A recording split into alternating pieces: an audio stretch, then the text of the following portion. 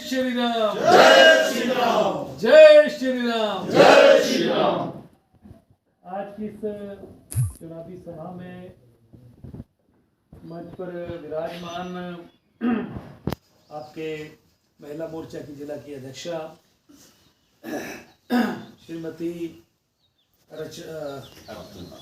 अर्चना चौहान जी, हमारे जिला के सचिव, सिकंदर ग्राम पंचायत के प्रधान और चुनावों की दृष्टि से टौणी देवी जोन जो है उसके कन्वीनर श्री पवन शर्मा जी, सचिव मंडल के सुरेंद्र अग्रवाल जी, आदरणीय श्री अमरनाथ जी, हमारे कैप्टन विजय जी, कैप्टन संजीव जी, सुरेश जी और अशोक जी, चौहान जी, सभी सारे चौहान ही हैं, मैं सबको संबोधित करता हूँ।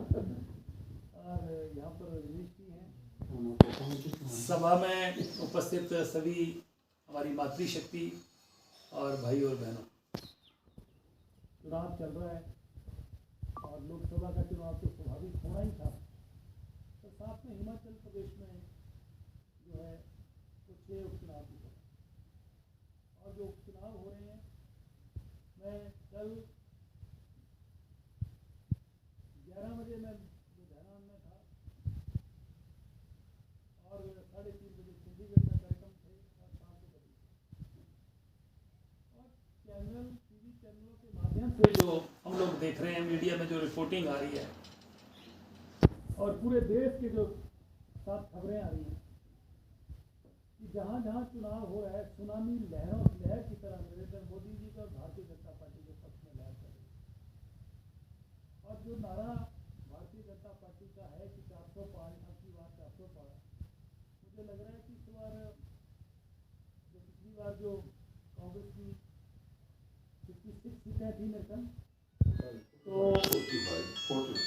नहीं, उससे पिछली बार, तो इस बार मुझे नहीं लग रहा है कि 20 का आंकड़ा पार करने वाले। बहुत बुरी हालत होगी पूरे देश में। हर रोज लोग जो हैं वो कांग्रेस को छोड़ के जा रहे हैं, भाजपा में शामिल हो रहे हैं। हिमाचल प्रदेश में सिटिंग 9 MLA चले गए, यहाँ के सह प्रभारी जो कांग्रेस के थे वो चले गए, पंजाब के MP जो कांग्रेस के थे वो चले गए, और कई जगह तो ऐसी घटनाएं घट रही हैं कि जिनको टिकटें दी हैं वो कई वापस कर रहे हैं, और कई जगह जो है निर्विरोध भारतीय जनता पार्टी के MP बन के आ रहे हैं। और कई जगह ऐसी सूचनाएं आ रही हैं, आज एक ऐसी सूचना आई कि जहां कांग्रेस का जो कैंडिडेट था जिसको टिकट दी थी, उसने अपना नॉमिनेशन ही वापस कर लिया। और हिमाचल प्रदेश में पिछले 1.5 साल में जो प्रदेश की हालत कर दी है, जो नुकसान पिछले 1.5 साल में हुआ है, उसकी लगता है कि आने वाले समय में लंबे समय तक भरपाई नहीं हो पाएगी। झूठी गारंटियां दे देगी। हम लोग भी कांग्रेस में थे, हम भी कहते रहे कि झूठी गारंटियां जो आप जो गारंटियां दे रहे कैसे पूरे करेंगे। महिलाओं को 22 लाख महिलाओं को आप 1500 रुपये कहाँ से देंगे। अब देखियो, लोगों को गुमराह करने के लिए कि 1200 महिलाएं लाहौल स्पीति में 1200 महिलाओं को 1500 रुपया दे दिया, अब 22 लाख महिलाओं का क्या होगा। इसलिए ये झूठी गारंटियां जो हैं आज कांग्रेस के गले की फांस बन गई है। हम लोगों ने 2012 में चुनाव लड़ा, इंडिपेंडेंट चुनाव लड़ा, लोगों ने सबने आप सबका आशीर्वाद मिला, और जो कोई भी इंडिपेंडेंट चुनाव लड़ता है वो सरकार के साथ जाता है। हम लोग भी उस समय 5 इंडिपेंडेंट MLA थे, राजा वीरभद्र की सरकार थी, हम सरकार में उसमें एसोसिएट हुए, क्योंकि कोई भी इंडिपेंडेंट MLA जब बनता है तो सरकार से उसने काम करवाने होते हैं, वो सरकार के साथ जाता है, अपना काम करवाता है। इस बार भी 3 इंडिपेंडेंट MLA आए और तीनों इंडिपेंडेंट MLA जो थे वो कांग्रेस सरकार के साथ एसोसिएट हुए, उन्होंने अपने इलाके में काम किया। परंतु ऐसी स्थिति कि मुख्यमंत्री चुने हुए MLA को 6-6 महीने नहीं मिलते हैं, और जब समय देते हैं तो 10 बजे बुलाना और शाम को 6 बजे ये कहना कि नहीं कल सवेरे 10 बजे आ जाना। दूसरे दिन फिर MLA साहब जाते हैं और शाम के 6 बजे तक उनको ऑफिस के बाहर बैठाया जाता है और 6 बजे बोला जाता है कि कल फिर आ जाना। तीसरे दिन फिर जाते हैं और शाम को 6 बजे फिर कहते हैं कि नहीं आज नहीं कल मिलना। 10 बजे फिर जाते हैं चौथा दिन जाके शाम को जब विधायक हमीरपुर बड़े आशीष शर्मा जी की मैं बात कर रहा हूँ, मिलते हैं तो कहते हैं जी मुझे 4 दिन हो गए, मैंने अपने चुनाव क्षेत्र में भी जाके लोगों के काम करने मिलना है। तो कहते हैं अब 3 महीने के बाद आना और 3 महीने के बाद आपको मिलेंगे। आप देखिए एमएलए चुना हुआ व्यक्ति लगभग 75,000 से 1 लाख लोगों के बीच में इतने लोगों को रिप्रेजेंट करता है, उनके काम करता है। उन्होंने चुना होता है कि आप हमारी तरफ से आपको जो है वो हम लोग चुनते हैं, आप हमारे काम करेंगे। पर मुख्यमंत्री किसी को एमएलए को मिलेंगे नहीं, तो मुझे लग रहा है काम कैसे होगा। हमारे साथ क्या हुआ इस बार, उम्मीद थी लोगों को कि हिमाचल प्रदेश में जो है वो कांग्रेस की सरकार बनी है और 2012 से 17 तक भी लोगों ने वो दौर देखा जब पूरा जो विकास हुआ और काम हुए, लोगों के अथाह काम हुए। इस बार ये लोगों को उम्मीद थी, परंतु ऐसा नहीं हुआ। सुक्खू जी के मन में जो राजा वीरभद्र के साथ चलते थे, जो वीरभद्र जी के समर्थक थे, चुन चुन उनको निशाना बनाया गया, एक एक करके निशाना बनाया गया, उनके काम नहीं किए गए, उनको जलील किया गया। अभी पिछले जो सेशन हुआ, राजा वीरभद्र जी के बेटे विक्रमादित्य सिंह विधानसभा आए, उन्होंने रिजाइन किया कि मैं अपने मंत्री पद से इस्तीफा देता हूं। उन्होंने बहुत बड़ी इमोशनल बात करी कि भाई मेरे पिताजी कहते 6 बार मुख्यमंत्री रहे, उनके लिए मुख्यमंत्री ने 2 गज जमीन देना भी मुनासिब नहीं समझी, उनके लिए 2 गज जमीन स्टैचू लगाने के लिए नहीं दी। ऐसी ऐसी बातें हुई। इसका मतलब आप अंदाजा लगा सकते हैं कि जो राजा वीरभद्र जी के साथ लोग होते थे उनके साथ क्या हुआ। हम 9 लोगों को निशाना बनाया गया, और भी लोग हैं साथ में, और भी लोग जो हैं वहां पर जो सफोकेशन महसूस कर रहे हैं, घुटन महसूस कर रहे हैं। इसलिए सबसे बड़ी ये जो स्थिति पैदा हुई, हमने कहा कि हिमाचल प्रदेश में राज्यसभा का चुनाव है, और राज्यसभा का चुनाव है तो हिमाचल प्रदेश से कोई व्यक्ति जो है किसी को भी भेजो जो हिमाचल की वकालत दिल्ली में करे, और हिमाचल प्रदेश में जो मेंबर पार्लियामेंट यहाँ से राज्यसभा में जाएगा, जितना पैसा मिलेगा वो सारे के सारे पैसा जो हिमाचल प्रदेश में लगाया जाएगा। परंतु हमारी बार बार बोलने के बाद भी कोई बात नहीं सुनी गई, और दिल्ली से ऐसे व्यक्ति को हिमाचल प्रदेश में लेके आए जिन्होंने 26 साल राम मंदिर के निर्माण के खिलाफ केस लड़ा और राम भगवान को काल्पनिक कहा। आप मुझे बताइए कि राम को मानने वाले लोग, हम सब लोग मानते हैं, आप भी मानते हैं, तो राम को काल्पनिक कहना सही है कि गलत है? जोर से बोलिए। गलत है। और जब राम मंदिर का निर्माण हुआ, 500 साढ़े 500 वर्षों के बाद लोगों ने इंतजार किया, कई हमारे दादे परदादे चले गए, उनका भी लगता था कि राम मंदिर बनेगा, राम भगवान अपने घर लौटेंगे। परंतु ये सौभाग्य हम सब लोगों को हासिल हुआ, हमने प्रत्यक्ष तौर पर देखा कि राम मंदिर का निर्माण हुआ और भगवान राम अपने घर लौटे, और लौटे ही नहीं, उनकी प्राण प्रतिष्ठा का कार्यक्रम जो है 22 जनवरी को रखा गया। तो कांग्रेस हाईकमान ने क्या कहा कि कांग्रेस का कोई भी नेता राम मंदिर में अयोध्या प्राण प्रतिष्ठा के कार्यक्रम में शामिल नहीं होगा। आप ये बताइए कि भगवान राम के घर में जाने से रोका जाता है, ये सही है कि गलत है? गलत है। तीसरी बात कि प्रदेश में कांग्रेस की सरकार बनती है, हिमाचल प्रदेश की जनता जनादेश देती है, 40 एमएलए कांग्रेस के आते हैं, और जिनको मुख्यमंत्री बनाया गया वो जाके दिल्ली में बयान देते हैं कि मैं हिमाचल प्रदेश में 97% हिंदू विचारधारा को हरा के आया हूं। सही है कि गलत है? मुख्यमंत्री को क्या ऐसी आपदा आ गई थी, क्या ऐसी मुसीबत पड़ गई थी कि उनको हिंदू विचारधारा को हराने की बात करनी पड़ी? और हमने बार बार आग्रह करने के बाद भी इन्होंने बाहर का कैंडिडेट ले आए। हमने कहा कि हम हिमाचल प्रदेश के स्वाभिमान की लड़ाई लड़ेंगे, बाहर के व्यक्ति को हम जो है यहाँ पर जो है एमपी बनने नहीं देंगे। हमने वोट नहीं किया क्योंकि हमने हिमाचल प्रदेश के स्वाभिमान की लड़ाई लड़ी, हमने हिमाचल प्रदेश को बिकने से रोका। आप ये बताओ कि दिल्ली वाले व्यक्ति को वोट डालना चाहिए था हम लोगों को, या कि हिमाचल वाले को? हिमाचल वाले को।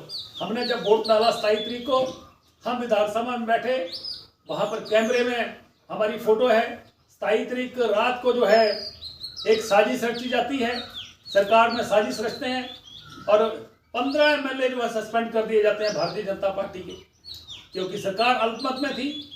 अगर सस्पेंड ना करते तो वोटिंग हो जाती तो सरकार गिरती थी, इसलिए षड्यंत्र रचा गया। एक षड्यंत्र के तहत 15 एमएलए को सस्पेंड किया जाता है। विधानसभा लगती है और जब विधानसभा लगती है तो भारतीय जनता पार्टी के लोग जो एमएलए थे बीच में, उन्होंने नारेबाजी की कि हम लोगों को कैसे आपने सस्पेंड कर दिया, किसी को बिना कारण से सस्पेंड करेंगे वो तो शोर करेगा। 11:05 पर विधानसभा के अध्यक्ष जो है, स्पीकर जो हैं, 12 बजे तक विधानसभा को स्थगित कर देते हैं।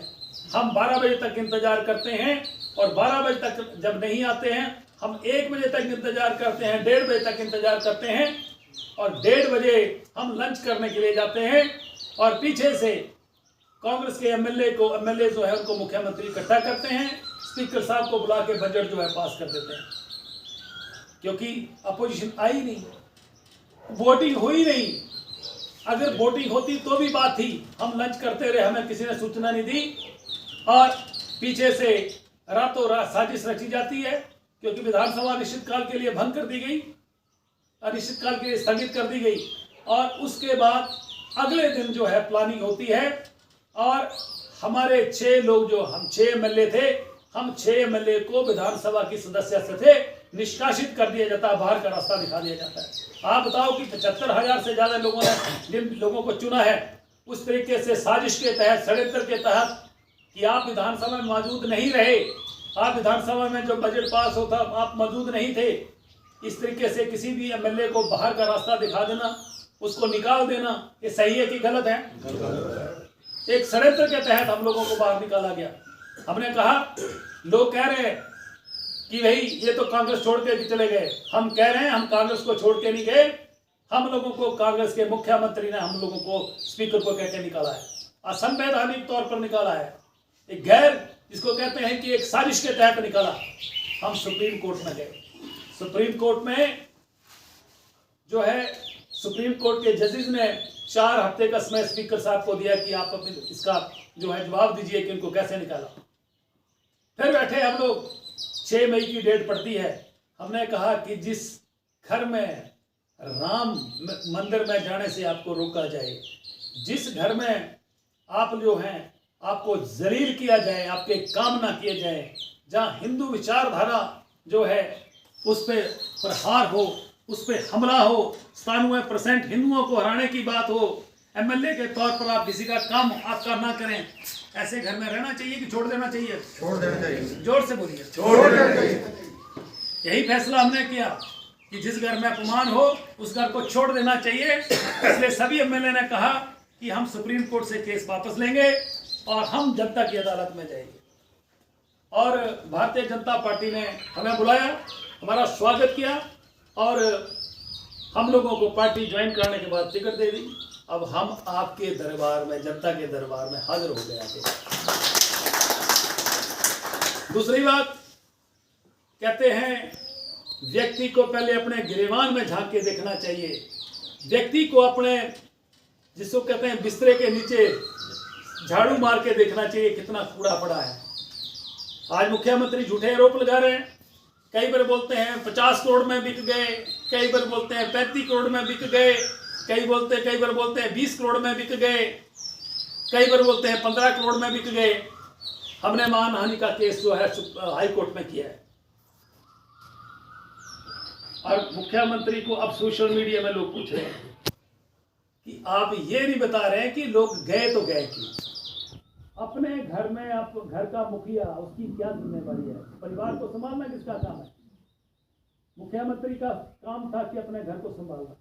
आपने अपने परिवार के लोगों को जलील किया। आज छोटा सा बच्चा है, उसको भी आप जलील करेंगे तो घर छोड़ के चला जाता है। हम तो एमएलए थे, आपके जिले के 3 लोग छोड़ के चले गए, तो इसके लिए जिम्मेवार कौन है? जब एमएलए को जलील किया जा रहा था, एमएलए की बात भी सुनी जा रही थी। ये मित्रों की सरकार बन के रह गई है। जो यूनिवर्सिटी में मित्र पढ़ते थे साथ में या कॉलेज में पढ़ते थे, वो सरकार चला रहे हैं। जो चुने हुए लोग हैं वो पीछे कर दिए गए हैं। जहां मंत्री बैठते थे सेक्रेटरीट में, वहां मुख्यमंत्री के मित्र बैठ रहे हैं। इस सरकार को मित्र मंडली चला रही है। चुने हुए लोगों को बाहर किया जा रहा है। कब तक चलेगी? इस सरकार वेंटिलेटर पर है ये सरकार चंद दिनों की है, जून महीने में इसकी छुट्टी होने वाली है। अब लोग सोशल मीडिया में पूछ रहे हैं, अब उसका जवाब भी दे देना चाहिए कि जिन एमएलए को ये कह रहे थे ये तो बिक गए, ये चले गए, ये पार्टी को धोखा दे गए, ये नहीं कह रहे कि हमने इनको दलील करके निकाला है, इनको एमएलए से हटाया है। अब सोशल मीडिया में लोग पूछ रहे हैं कि आप भी बता दो भाई कि जिनको अब लेके गए आप कितने में ले गए, कितने में खरीदे आपने, आप ये भी बता दो। दूसरे पर रोक लगाना तो ठीक है, पर अपने नीचे भी गिरेबान में झांकना चाहिए कि भाई हम क्या कर रहे हैं। अगर हम लोग बीजेपी में गए, हम बिक गए, जो बीजेपी से कांग्रेस में ले गए वो नहीं बिकेगा। इसलिए झूठी बातें, ऐसी बातें करना कि चुनाव जीतना है, किसी को बदनाम करना है। राजेंद्र राणा का 23 साल का इतिहास है। 23 साल के इतिहास में राजेंद्र राणा ने कभी नहीं पूछा किसी के घर में गया हूँ, सुख में भी गया हूँ, दुख में भी गया हूँ, और थोड़ी बहुत भी किसी को लगा कि बीमार भी है तो राजेंद्र राणा के घर पहुंचे और हल किया। मैंने कभी नहीं पूछा कि भाई आप बीजेपी के लोग हैं कि कांग्रेस के, हमने सबके काम किए। आजकल बोल रहे हैं कि मुख्यमंत्री, हमीरपुर के मुख्यमंत्री, अरे हमीरपुर के मुख्यमंत्री कहाँ हो गए? कौन, कैसे आप मुख्यमंत्री हमीरपुर के? हमीरपुर में आते ही इन्होंने सबॉर्डिनेट सिलेक्शन बोर्ड जो धूमल जी ने खोला था, पूरे प्रदेश के बच्चे जहां आते थे, पेपर देते थे, फार्म भरते थे, नौकरियां मिलती थी, आते बंद कर दिया। सुजानपुर में आईपीएच का डिवीजन खोला था, बंद कर दिया। बिजली बोर्ड का डिवीजन सुजानपुर में खोला था, बंद कर दिया। हिमाचल प्रदेश में 950 इंस्टीट्यूशन ऐसे हैं, संस्थान जो पिछली सरकार ने खोले थे, बंद कर दिए। ये काम करने वाले मुख्यमंत्री हैं या काम जो हुए थे उनको बंद करने वाले मुख्यमंत्री हैं? एक काम बता दो आपकी जिला हमीरपुर में जो है मुख्यमंत्री ने पिछले 1.5 साल में किया है। हाँ, एक काम जरूर हुआ है कि जो जमीनें 2.5 लाख में खरीदी थी वो 6.5 करोड़ में खरीद ली सरकार ने। ये तो आने वाले समय में लगेगा पता। जो जमीन 2015 में 2,60,000 में खरीदी, ये कौन लोग हैं जो अब सरकार में 6.5 करोड़ में खरीद ली गई? ये आने वाले दिनों में घोटाले निकलने वाले हैं। ये कौन लोग हैं? चहेते मित्र जो बैंकों में वन टाइम सेटलमेंट करने के 50-50 लाख रुपया ले रहे हैं, जिनकी रिकॉर्डिंग लोगों के बीच में घूमना शुरू हो गई हैं। ये कौन लोग हैं? ये सब पर्देफाश होने वाले हैं।